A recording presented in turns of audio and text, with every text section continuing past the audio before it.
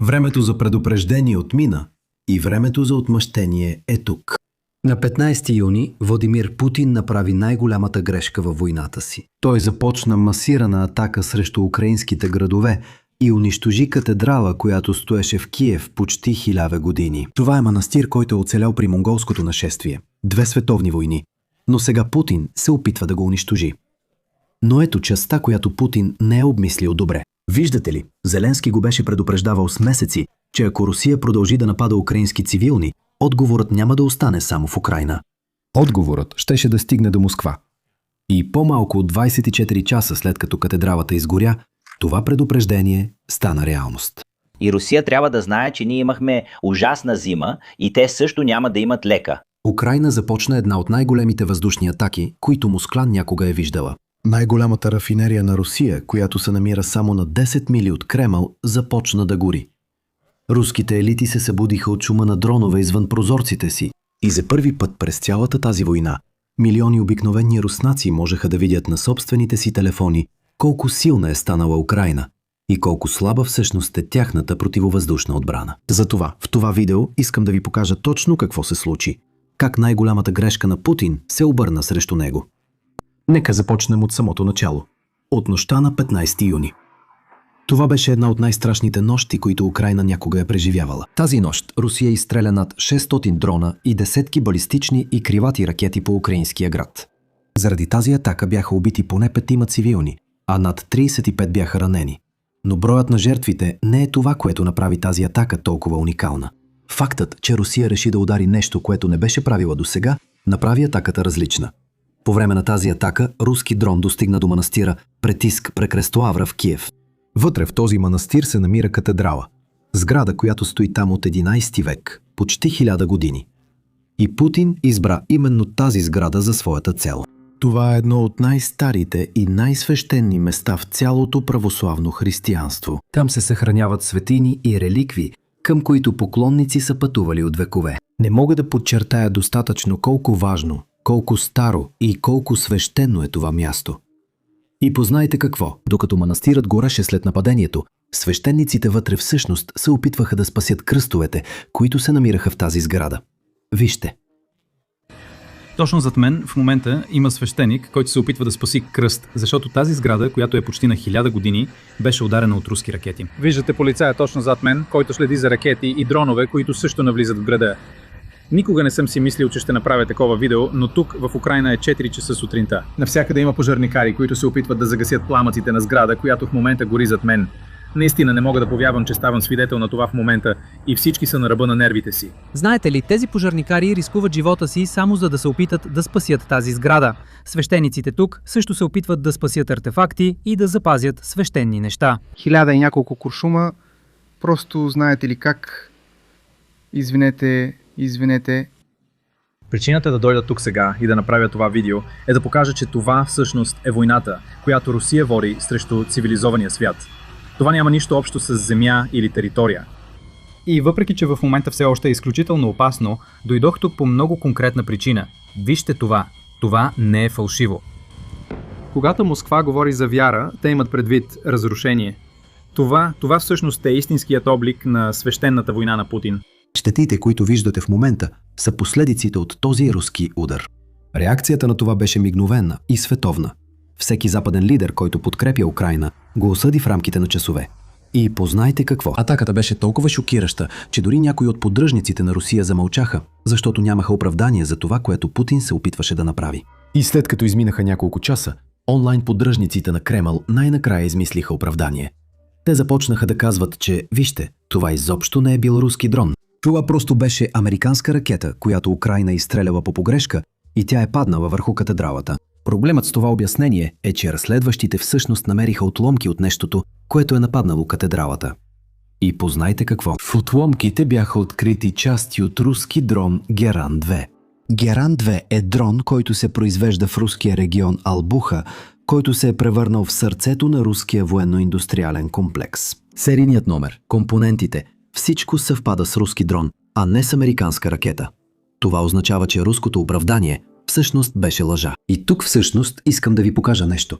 Един отказ от президента Труман от 50-те години, където той обяснява точно защо е толкова трудно да се вярва на руснаците, особено на правителствените служители.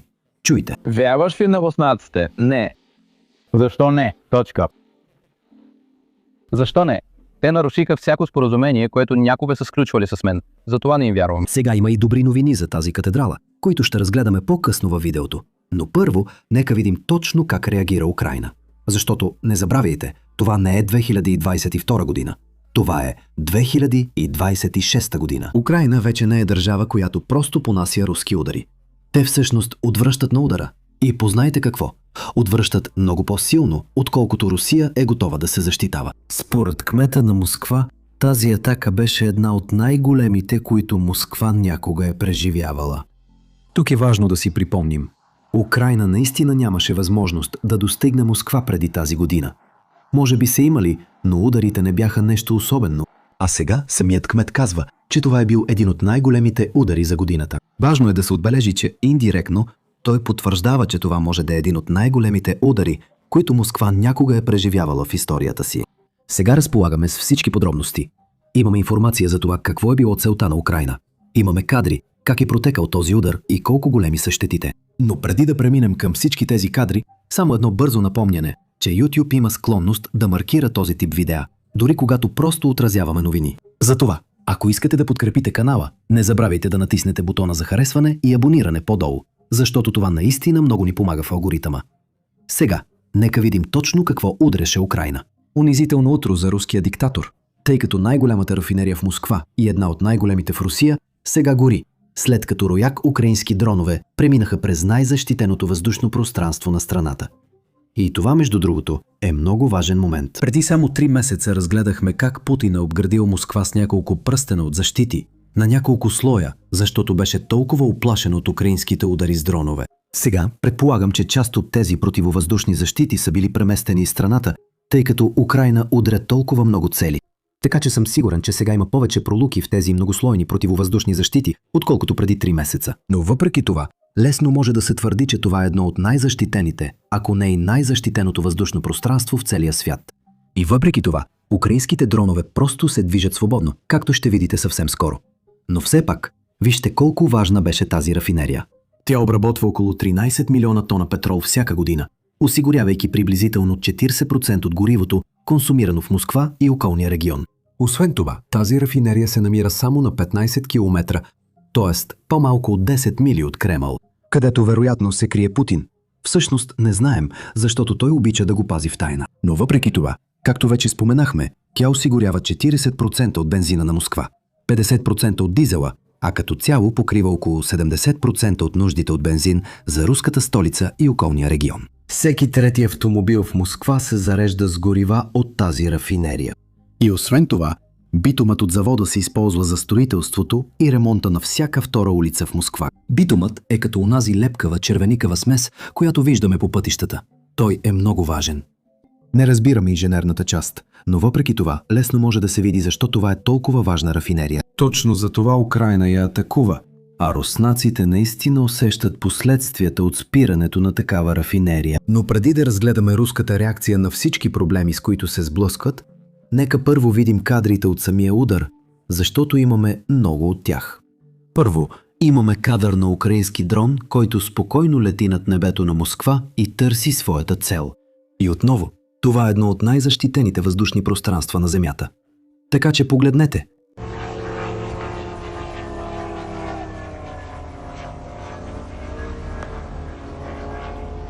След това, в този следващ кадър, имаме жител на Москва, който се събужда от звука на дронове точно над сградата му. Затова той грабва телефона си и започва да снима. И случайно той заснема нещо, което Путин вероятно не е искал светът да види. Нещо, което вероятно Путин не иска дори руснаците да видят. Пряк удар в Москва. И беше голям. Така че погледнете.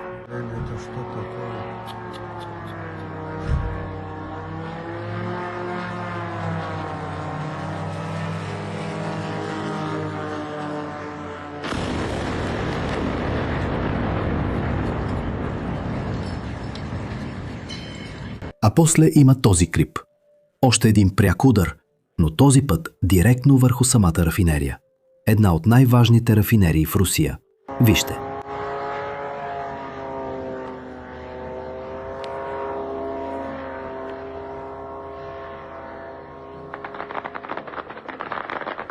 Сега, това е нещо, което рядко се вижда. Виждали сме руснаци да записват последиците от удар, обикновено от градове извън Москва.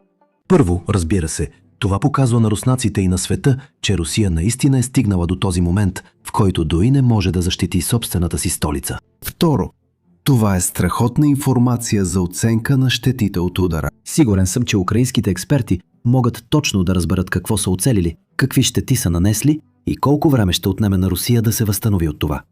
Или, например, да поправи щетите. И точно за това Русия не иска руснаците да записват и публикуват тези кадри онлайн. Имат закони срещу това, наказват ги с глоби. Руснаците, които публикуват това, биват глобявани в съда, ако бъдат заловени и признати за виновни. Така че Русия знае, че това дава военни предимства на Украйна.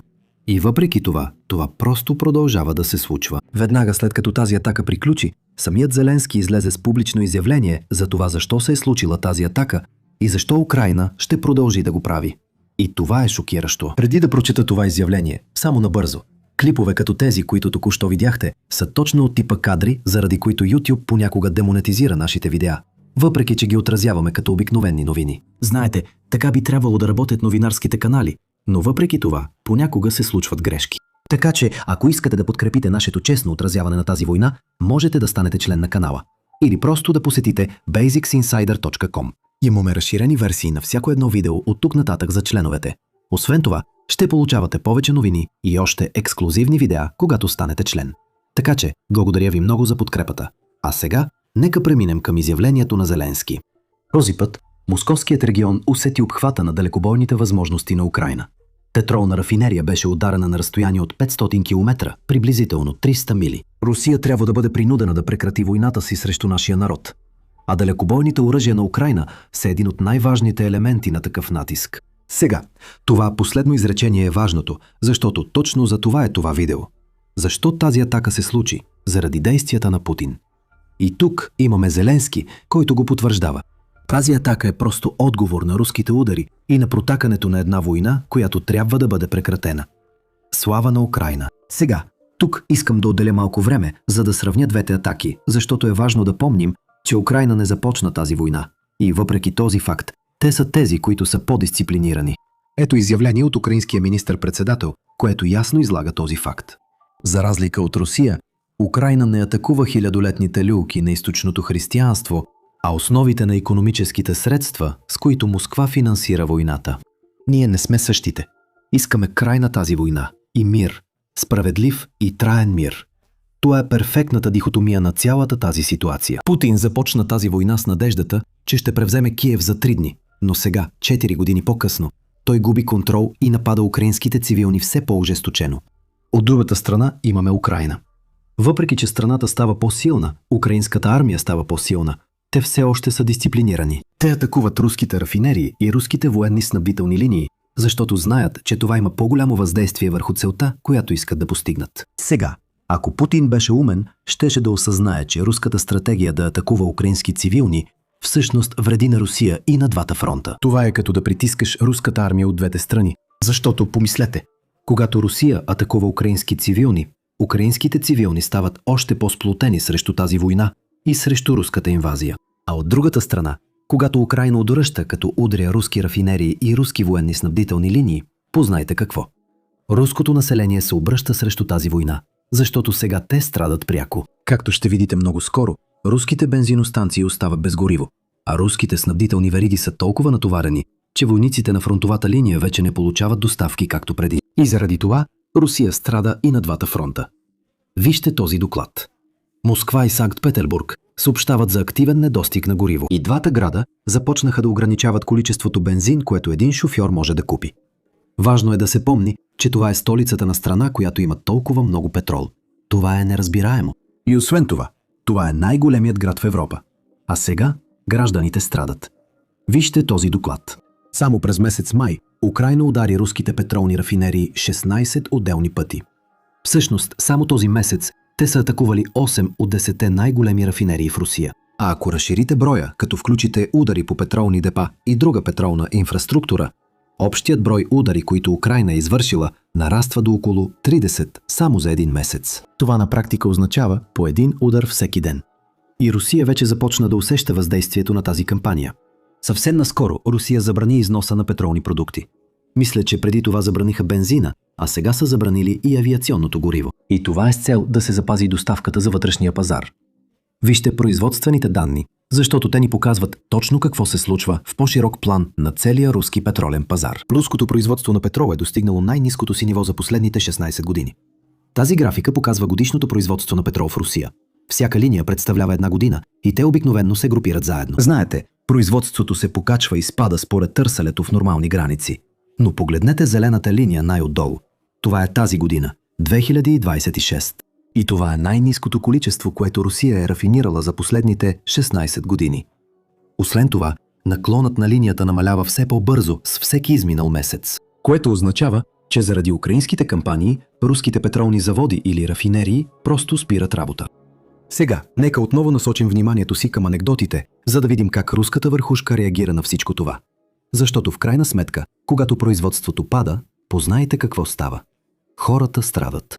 Тук имаме компилация от московчани, които изразяват недоволството си от това, през което трябва да преминават. Уважаеми клиенти, какво е това? Какво е това? Само с предплащане. Изглежда, че не беше глупост, нали? Сега ще вляза вътре и ще попитам, защото трябва да напълня резервоар от 65 литра. Виж, оставащият пробег е 68 км в момента. Трябва да напълня цял резервоар. Ще можем ли да напълним цял резервоар? Мога ли да платя тук? Хайде, влез. Да, имам въпрос. Ограничен ли е бензинът по някакъв начин? Тук? Да. Максимум 20 литра. 20 литра. Значи, ако трябва да напълня 65 литра, не мога да го направя, нали? Да. Доживяхме и това, както се казва. Дават само по 20 литра бензин на кола на Татнефт. Не повече от това. 40 литра за дизел, 20 литра за бензинова кола и лимит от 200 литра за камиони. Съдейки по новините, това се случва от 12 юни и не е ясно колко дълго ще продължи. Но Лукойл и Башнефт, нашите любими местни бензиностанции, са наред. Те не са въвели никакви ограничения. Много е неприятно, когато си ограничен в нещо. Особено когато става въпрос за бензин. Живееш в страна с ресурси на бензин и си ограничен в бензина. Това е доста лоша ситуация. Това е някакъв кошмар. Само погледни какво се случва в Москва. Километър дълго задръстване, за да стигнеш до бензиностанцията. Стоим тук вече около 40 минути. Ужасно е. Мислех, че тази беда няма да ни застигне. Цялата дясна лента е просто опашка за бензиностанцията на магистралата от Санкт-Петербург към Москва. И това създава още по-голям вътрешен проблем за Кремъл. Обикновените руснаци вече започват да осъзнават, че новините, които получават от държавните медии, всъщност не са точно новини. Те всъщност не получават истината. Защото помислете, една от най-големите атаки в Москва току-що се случи, а медиите изобщо не я споменават. Вижте сами. Това са руските вестници и какво казват те? Съобщенията за непланирани ремонти в руските петролни рафинерии оказват натиск върху цените на акциите в петролния сектор. Тази фраза «непланирани ремонти» е код за украински атаки с дронове срещу руски петролни съоръжения. Казват го, без да го казват директно. Вчера имаше украинска атака с дрон срещу петролна рафинерия в Москва. Днес московски комсомолец не споменава конкретно този удар, но съобщава, че нощта на 15 срещу 16 юни е била тежка за московския регион, който е бил подложен на сериозна атака от украински дронове, счупили прозорци в жилищни блокове и подпалили покриви. 6 души са били ранени. Също така, това твърдение: при ударите си по московския регион, украинската армия за първи път използва модерни дронове. Противникът успя да преодолее трудните метеорологични условия. Някои от дроновете летяха в дъжд. И още за икономиката тук. Наистина има проблеми с федералния бюджет. Скокът в приходите от петрол и газ през май заради кризата в Близкия изток е само временен и предлага малка подкрепа. Ефектът му бързо се изяжда от силния рубла, отстъпките за петрол и уязвимостите в логистиката. През първите 5 месеца на 2026 година приходите от петролния сектор все пак спаднаха с 30%. Сега искам да завърша това видео с нещо положително, защото ми се струва, че рядко го правим, като се има предвид, че обикновенно говорим за геополитика и война. Но въпреки това, днес имаме добри новини. Катедралата, която Русия нападна само преди 2 дни, познайте какво. Камбаните отново започнаха да бият. Възстановителните работи вече са започнали и свещениците се връщат към обичайния си начин на работа. Вижте сами, имаме и кадри. Да, камбаните бият в лаврата, което означава, че всичко ще продължи да работи. Всичко е живо, точно като град Киев. Вярвам, че нито един руснак не е способен да унищожи този огромен град. Сутрин градът започва да лекува раните си. Точно сега, пред очите ми, току-що изгасиха пожара в сградата на Арсенал на изкуствата.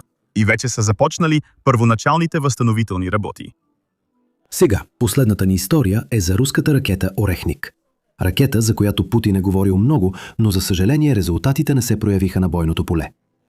Познайте какво. Ново разузнаване сочи, че ракетата среща много проблеми. Така че това е история, която ще покрием само за членове. Ако се интересувате да чуете повече за това, можете да станете член още днес, като натиснете бутона "Присъедини се" по-долу или като посетите basicsinsider.com. Ще подкрепяте канала и ще направите възможно нашето отразяване.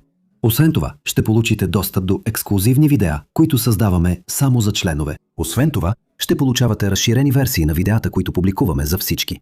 Можете да се присъедините още днес, като натиснете бутона "Присъедини се" по-долу или като посетите basicsinsider.com.